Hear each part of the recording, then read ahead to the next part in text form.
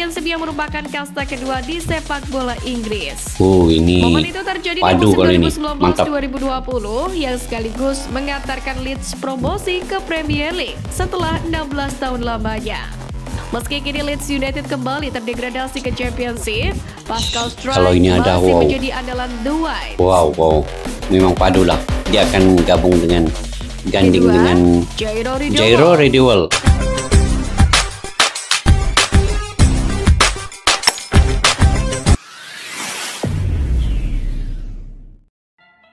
Assalamualaikum dan salam persaudaraan, salam sepak bola, salam Ramadan guys. Di 10 Ramadan terakhir ini mudah-mudahan amal ibadat kita diterima oleh Allah Subhanahu wa taala. Teruskan dengan ibadat di bulan yang mulia di bulan Ramadan ini guys. Oke guys, hari ini di samping itu kita ingin mereaksi juga video-video yang terkini terbaru ya daripada channel YouTube ini. Dan kini saya ingin mereaksi terkait dengan bagaimana skuad timnas Indonesia ini.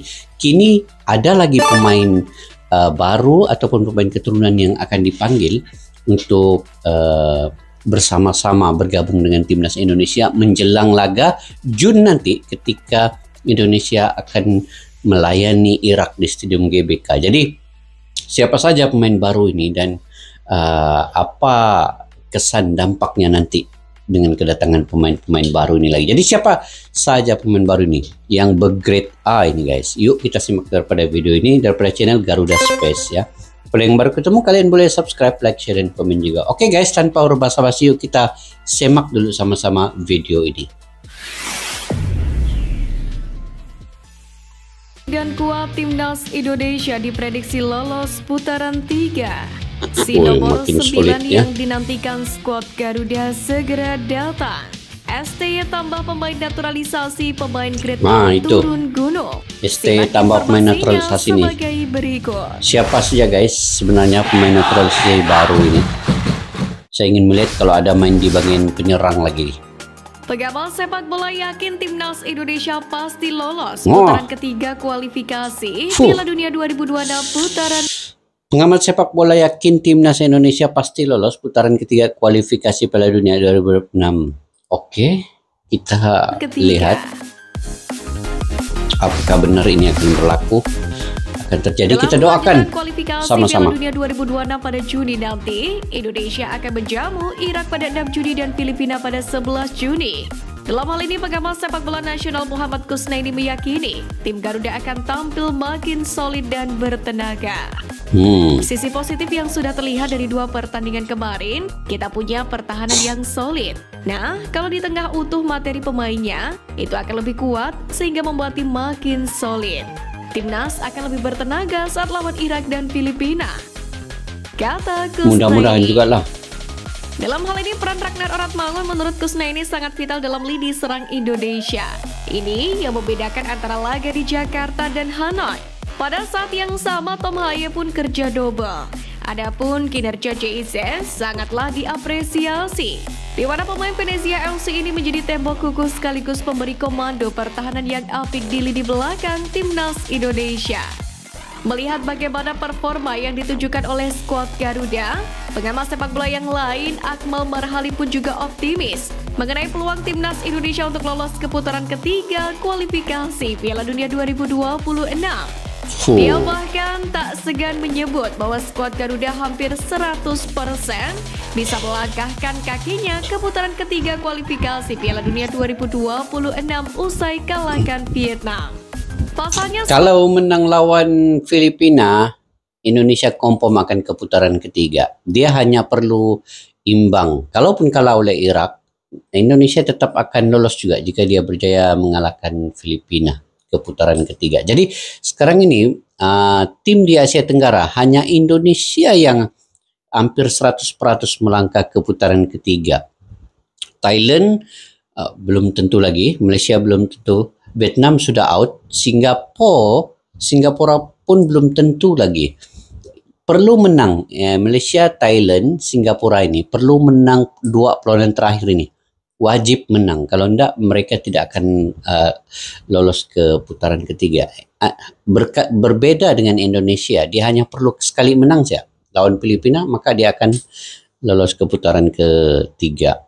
Nah, Indonesia lah ini wakil Asia Tenggara kalau begini guys. Tiket putaran ketiga kualifikasi Piala Dunia 2026. Timnas Indonesia pun juga akan otomatis lolos ke Piala Asia 2027. Namun demikian, Akmal Marhali tidak ingin skuad Garuda melakukan euforia yang berlebihan. Pasalnya tantangan yang sebenarnya ada pada fase berikutnya, di mana Timnas Indonesia akan dihadapi tim-tim kuat Asia seperti Iran, Jepang, Korea Selatan hingga Arab Saudi.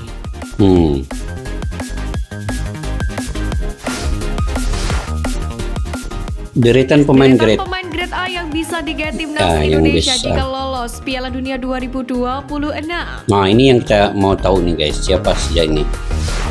Pascal Struijk. Pertama, Pascal Struijk.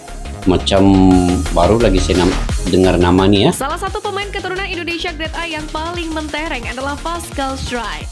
Kalau dia main striker oke. Performa impresifnya sejak naik kelas ke tim utama Leeds United pada Januari 2020 lalu. Leeds United, dengan Leeds United, gila. Struijk menjadi bagian dalam sejarah klub tersebut. Wow, dia ikut Leeds berjasa United menjuarai guys. English Football League atau EFL atau divisi Championship yang merupakan kasta kedua di sepak bola Inggris. Ini momen itu terjadi padu di musim musim 2019-2020 yang sekaligus mengantarkan Leeds promosi ke Premier League setelah 16 tahun lamanya.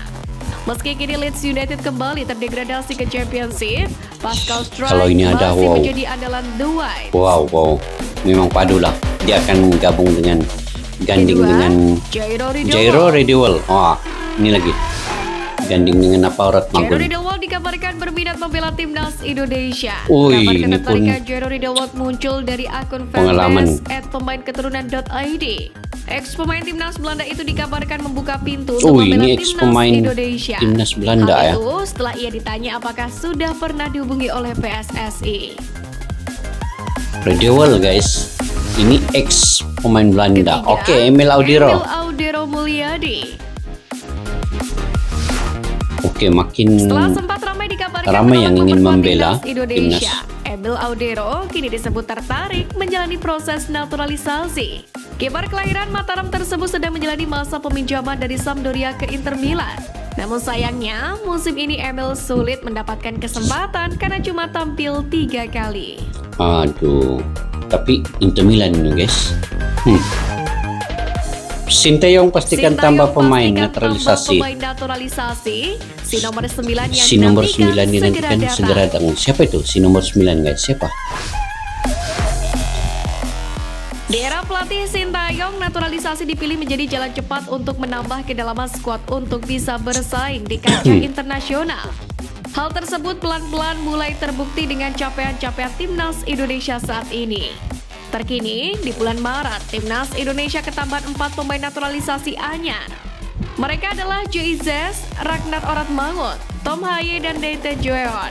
Dan hasilnya pun cukup manis. Di laga debut mereka bersama Garuda mampu memberikan kontribusi yang signifikan. Bahkan Joizes dan Ragnar Oratmangun mampu mencatatkan namanya di papan skor. Namun sepertinya, Sinteyong belum merasa puas sepenuhnya. Karena baru-baru ini juru taktik asal Korea Selatan tersebut mengungkapkan bahwa timnas Indonesia akan kembali ketambahan pemain naturalisasi baru sebelum bulan Juni. Wah, sebelum bulan Juni guys. Selatan tersebut belum mengungkapkan siapa pemain yang dimaksud. Namun mungkin si itu si Rome kan? Nggak ingat guys. Itu yang saya ada pernah terbaca dan juga nampak dalam beberapa video sebelum inilah. Arome yang sekarang ini tengah diincar ataupun akan yang dalam masa terdekat ke Indonesia tuh. Arome itu nama dia. Siapa itu guys? Coba kalian komentar di bawah. Nggak ingat namanya. Saya mengisyaratkan bahwa pemain naturalisasi baru timnas Indonesia lebih dari 1.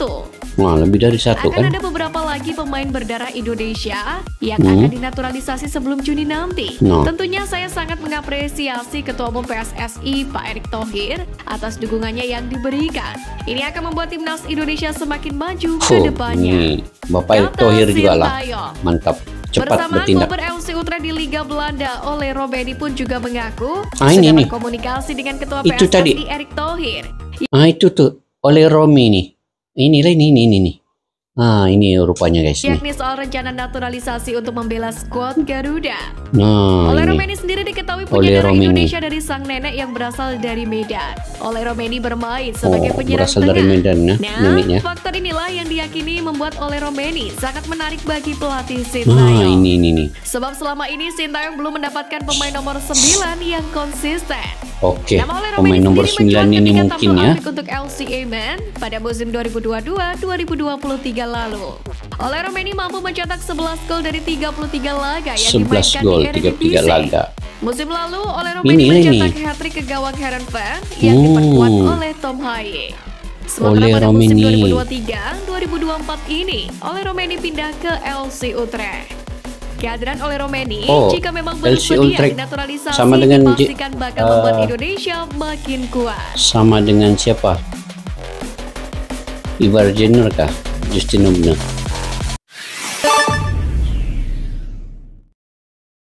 Oke guys, itu antara beberapa pemain keturunan yang kemungkinannya sebelum Juni ini dia akan datang ke Indonesia ya. Jadi antaranya tadi adalah Emil Audiro, Redewell, dan beberapa pemain yang lain. Tapi tadi Emil Audiro tuh guys, dia sebenarnya sudah pernah dipanggil tuh oleh Sintayong, tetapi dia menolak ya asalnya.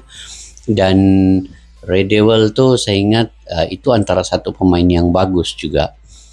Dan yang terakhir tadi Ole Romeni itu pun seorang pemain yang sangat berkelas lah saya ingat. Dengan satu lagi tadi pemain Leeds daripada Leeds United tuh, itu juga sangat berkelas. Kalau kita melihat daripada pemain-pemain keturunan ini, kalau dulu memang ramai yang menolak ya untuk datang ke Indonesia, tetapi apabila mereka melihat Indonesia sudah jauh ke depan sehingga mungkin ke peringkat ketiga Piala Dunia, barulah mereka ini beramai-ramai coba ingin untuk masuk ke timnas Indonesia. Tadi pemain dari Leeds United itu Pascal Struijk itu juga mungkin salah seorang yang saya ingat mempunyai permainan yang bagus dan dia memang berkelas level grade A semua. Jadi ini juga dibantu oleh bagaimana Bapak Erick Thohir mempercepatkan proses WNI ini. Nah, kalau tanpa Bapak Erick Thohir ini juga saya ingat sukar juga sebenarnya Indonesia untuk mempercepatkan semua proses-proses ini berlaku. Dan sebelum Juni ini, sekarang ini di bulan Maret, April, Mei, Juni hanya tinggal 3 bulan lagi dan proses secepatnya ini kepada beberapa pemain. Tapi di video ini tadi tiada termasuk nama Cyrus Margono, Martin Pais tiada dimasukkan dalam video ini, tapi mungkin kemungkinan besar mereka juga akan dinaturalisasikan karena mereka mempunyai darah keturunan Indonesia yang sangat rapat, terutama daripada nenek mereka, daripada ibu bapak mereka itu.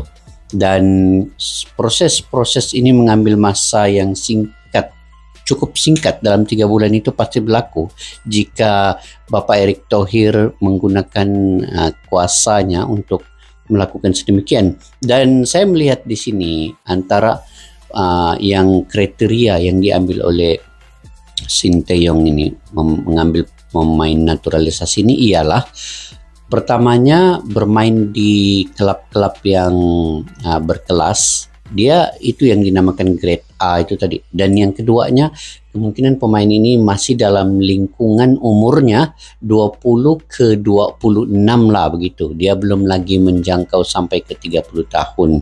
Jadi ini yang penting sebenarnya yang perlu dilakukan oleh kemungkinannya Malaysia suatu masa nanti mencari pemain yang bergrade E dan juga umur dalam lingkungan 20 ke 26 tahun. Dan pemain-pemain ini saya ingat disiplin mereka itu memang sudah terjaga, sebab di Eropa itu mempunyai satu disiplin yang baik ya dalam sepak bola. Mereka sudah tahu akan disiplin dalam olahraga sepak bola itu. dari segi pemakanannya, dari segi disiplin menjaga fizikalnya, dan kemudian emosi, mental, itu mungkin mereka sudah terbiasa dengan keadaan itu. Jadi apabila mereka masuk ke dalam timnas Indonesia, tidak banyak lagi yang perlu diolah oleh Sinteyong nanti. Hanya perlu catur taktikal di posisi pemain yang mana, dan juga strateginya, perlu menyerang terus dan cepat balik turun ke bawah untuk membantu bagian defense. Dan main passing shot ball saja. Tak payah main yang long ball itu. Memang dulu Asia Tenggara selalu bermain begitu. Termasuklah juga Malaysia main long ball. Jadi susah untuk mengatur strategi kalau gitu, sebab tidak beraninya pemain-pemain di Asia ini, juga terutamanya Indonesia dan Malaysia, untuk memegang bola dengan lebih lama. Tetapi sekarang ini sudah perubahan itu berlaku dari masa ke semasa. Jadi saya ingat itu saja guys dalam video kali ini. Mungkin kalian lebih mengetahui ya mana-mana pemain keturunan yang mungkin yang ada lagi diincar, dipanggil oleh timnas Indonesia. Kalian komentarlah di ruang kolom di bawah untuk kita berbagi info-info yang bermanfaat daripada kalian. Oke guys, sampai di sini saja. Jika kalian suka dengan saya punya reaksi dalam video ini, jangan lupa untuk subscribe, like, share, dan komen juga. Saya sangat mendukung. Dukungan dari kalian itu saya sangat menghargainya sebenarnya.